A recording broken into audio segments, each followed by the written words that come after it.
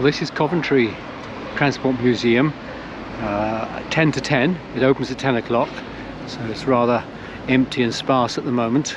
We're going to have a wander around there and give you a brief introduction to some of the exhibits. Coventry, of course, was the birthplace of the British motor industry. It followed on from its prominence in the cycle industry. The safety bicycle, introduced in the late Victorian period, the rear-wheel drive bike as opposed to the penny farthing, was centred around here in Coventry. And that in turn had come about because of the sewing machine business that was here. So the city was full of good mechanics, and hence the birth of the motor industry occurred in Coventry.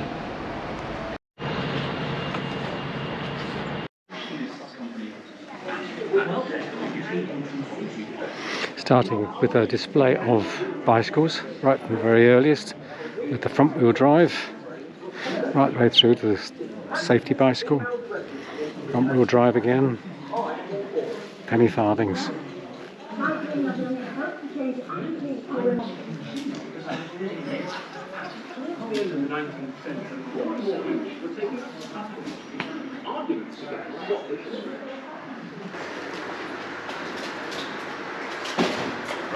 Roll up for the stupendous sensation of 1910. It's the trip to London, a thrilling contest that pits every road of popular transport hard against each other. Watch your eyes as the horse battles the bicycle, the motor car challenge. In 1900, Coventry was the cycle capital of the world, but the future had twice as many wheels. By 1913, Coventry was home to about 20 cars.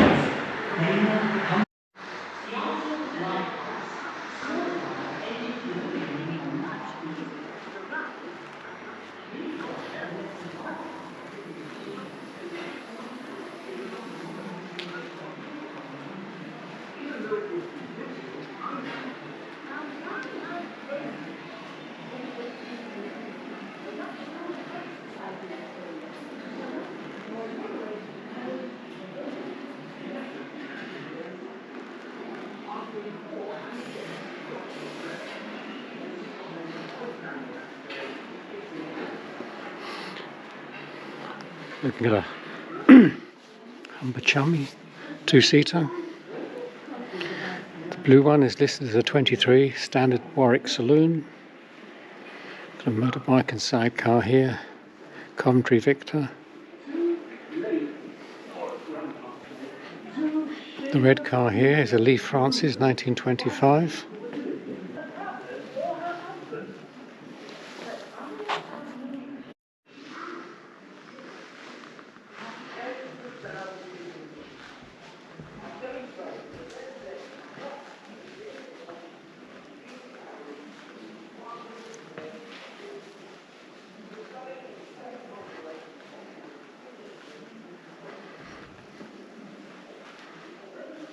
(1929) Triumph motorcycle and sidecar.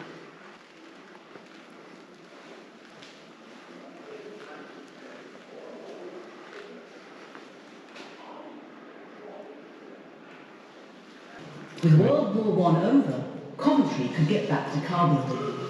Problem was, while Coventry was looking the other way, car building had changed. Henry Ford's mass production line saw to that. Smaller companies couldn't compete on price. They either got bought up or just went bust. It wasn't great news for workers either. Production line hands just didn't earn the same as skilled craftsmen like coach builders. In 1931, there were about 1 million private cars on the country's roads. By the end of the decade, there were 2 million. And even in Coventry, with all the big boys like Maudslay in town, business grew. Standard made 55,000 cars in 1939, nearly 7 times more than in 1931. Things were really taking off.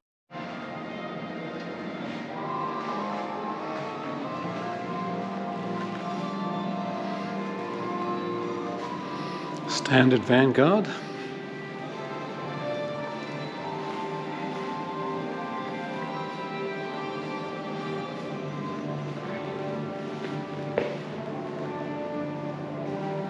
Armstrong Siddeley, Hillman Minx, of course.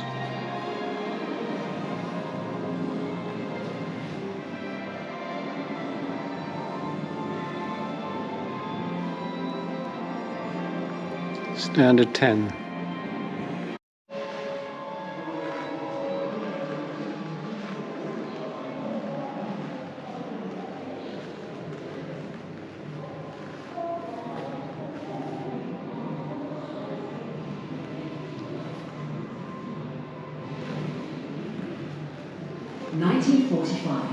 Victory, peace, Coventry being rebuilt, and the car industry on the rise again.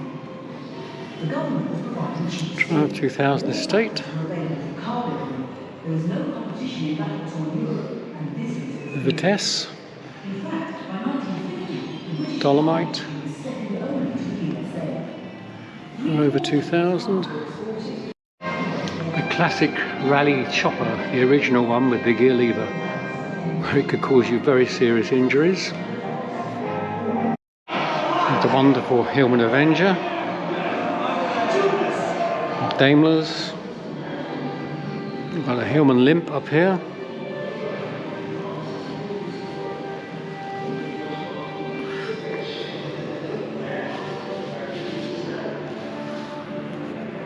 The TX4 Taxi. The London Black Cab.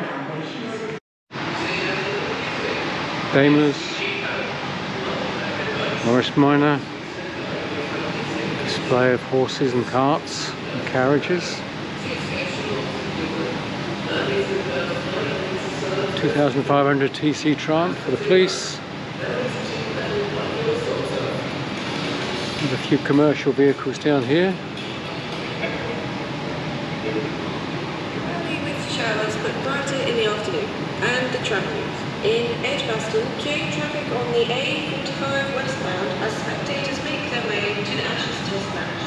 Slow moving traffic on the A5 following a breakdown, and east of Maudslay, Hill Road has just reopened after an earlier accident. And a wonderful Atkinson. That is just an archetypal lorry, isn't it? Just got so much character. Military vehicles. And the single-decker bus. Maudslay.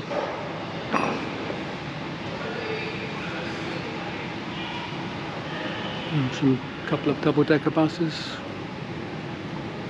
Back down to the caravans. Displays of model cars. Cabinet. After cabinet. After cabinet. Of model car displays.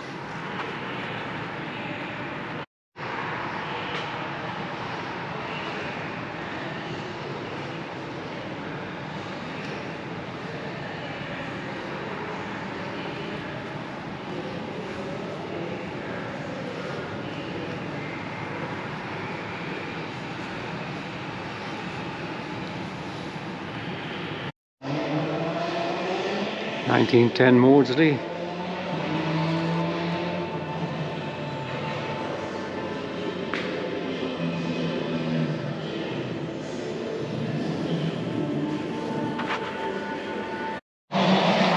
(1923) Model T Ford. I'm not quite clear what its connection is with Coventry, but good to see in a nice oily rag condition.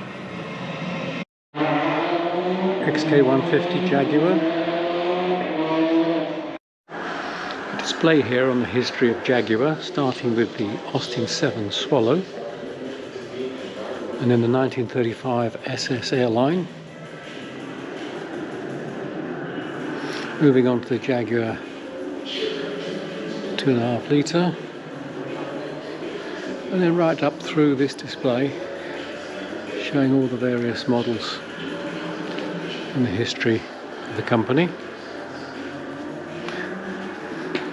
That's a Mark V.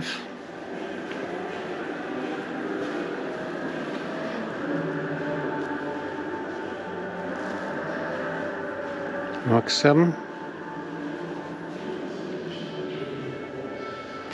XK150. Got an E-Type coming up, one of the many E-Types that still survive. Moving on to other Jaguar models.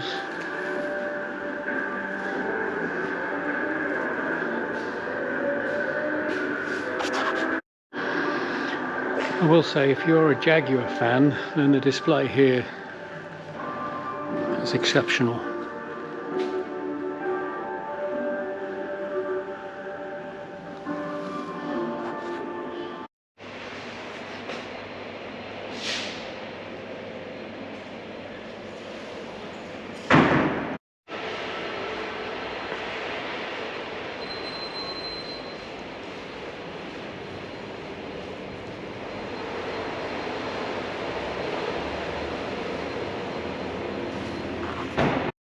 And right down to the much more affordable models. 1933. Racing motorcycles and a display of bicycles. Thrust 2, world land speed record holder at 633 miles per hour.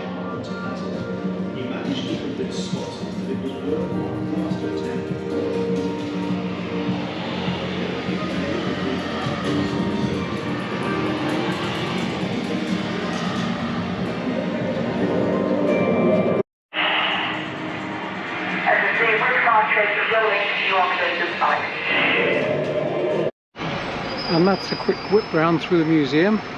Clearly one could spend several hours in there. Plenty to see, and highly recommended.